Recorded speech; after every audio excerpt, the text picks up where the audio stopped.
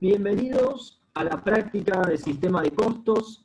Soy Sergio Beneventane y voy a guiarlos en la resolución de los casos prácticos. ¿Sí? No tenemos en esta oportunidad el aula como para poder realizar las clases prácticas, pero sí contamos con este entorno de Classroom en reemplazo, donde iremos subiendo, ¿sí? Además del material teórico, los casos prácticos, algunas resoluciones, videos explicativos, y también cada tanto haremos alguna clase en tipo videoconferencia a través de Zoom, ¿sí? Así que bueno, les quiero dar la bienvenida y vamos a establecer algunas pautas de trabajo, ¿sí? Que yo siempre transmito a mis alumnos al inicio del cuatrimestre, ¿sí? Estas pautas de trabajo, consejo, ¿sí? Es en función de la experiencia, ¿sí? De mis años de docente.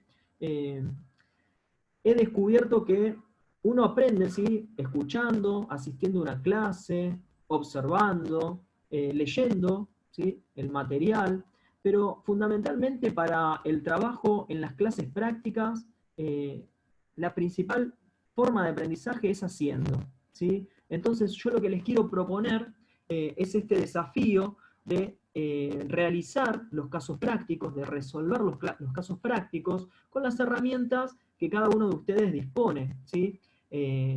Obviamente asistiendo a los videos explicativos teóricos y haciendo la lectura del material.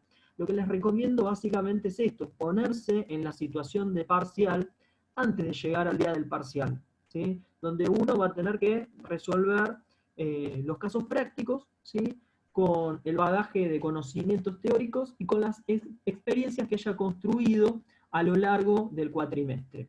Entonces, vamos a establecer algunas indicaciones para trabajar con la guía práctica. Vamos a mirarla en un instante la guía, ¿sí? Ahí aparece la guía práctica en pantalla, la pueden observar. Para la primera unidad, que es la de teoría general del costo, se nos propone la resolución de 3 casos prácticos.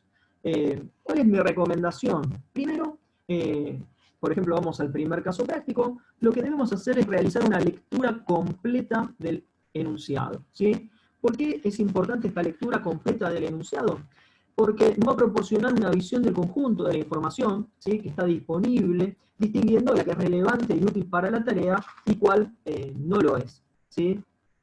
Entonces, recordemos que no toda la información, ¿sí? Que encontramos en el enunciado debe ser empleada para algo. Una vez que hicimos la lectura completa del enunciado, debemos pensar cuál es el objetivo que se persigue con este ejercicio. ¿Cuál es la tarea que nos encomienda? ¿Cuáles son las cuestiones a las que debemos dar respuesta? ¿Sí?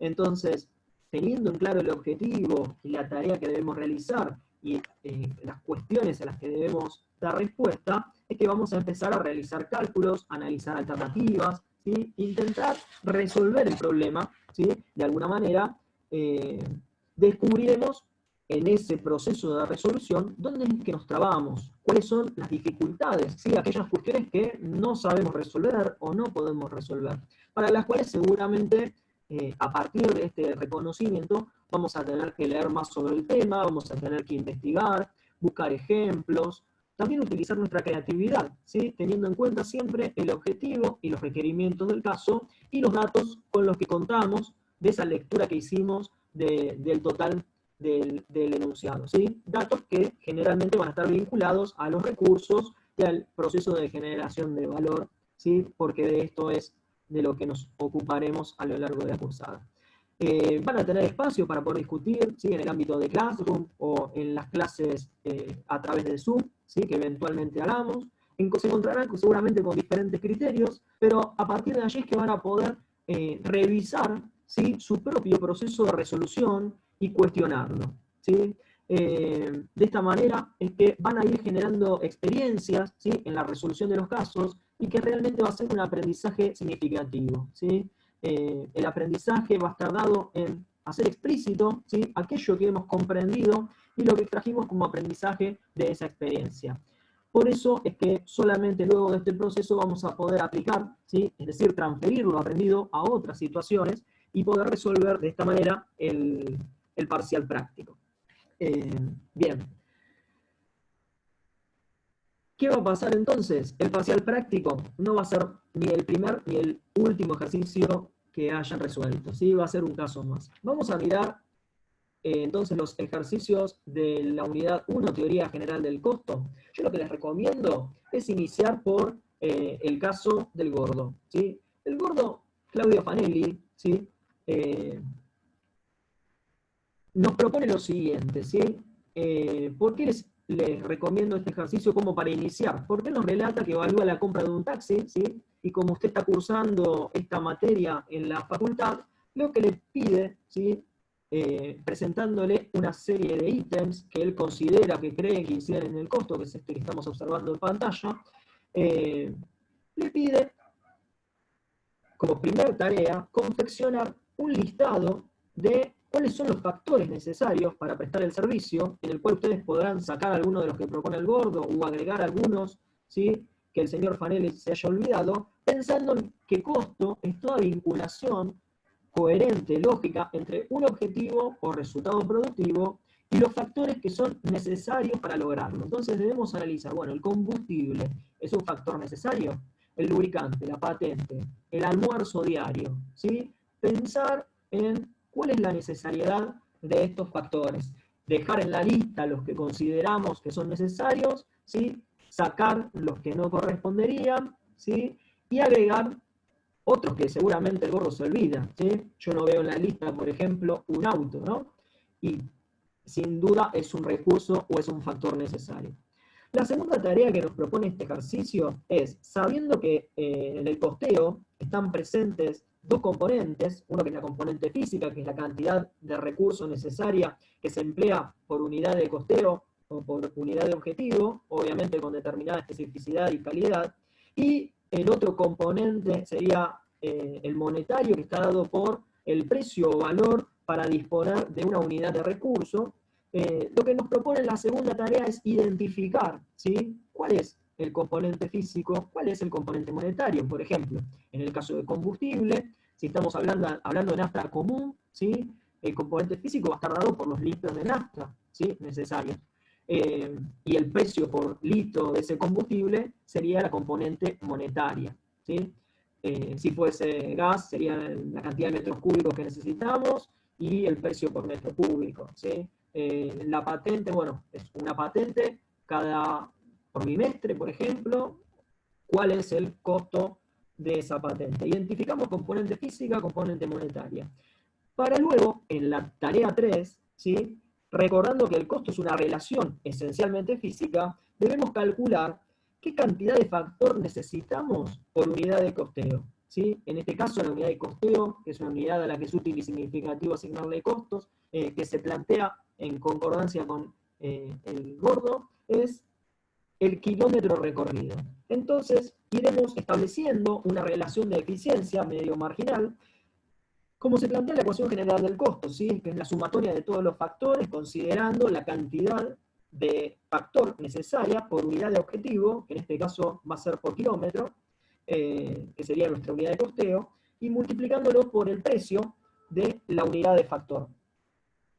Entonces, iremos viendo, por ejemplo, cuánto necesitamos, 9 litros, por ejemplo, de combustible cada 100 kilómetros, entonces tenemos una relación de, ¿sí? 0,09 litros por kilómetro por el costo de un litro de ese combustible, nos estaría dando cuánto, ¿sí? De combustible, cuántos pesos de combustible corresponderían por kilómetro del servicio, ¿sí? Y así poder calcular y poder llegar al costo unitario del servicio, que va a estar medido en kilómetros, ¿sí? Por cada kilómetro, ¿cuál sería el costo del servicio? Este sería el primer ejercicio, es introductorio, como verán no tiene importes, o sea que los importes los van poniendo ustedes, ¿sí?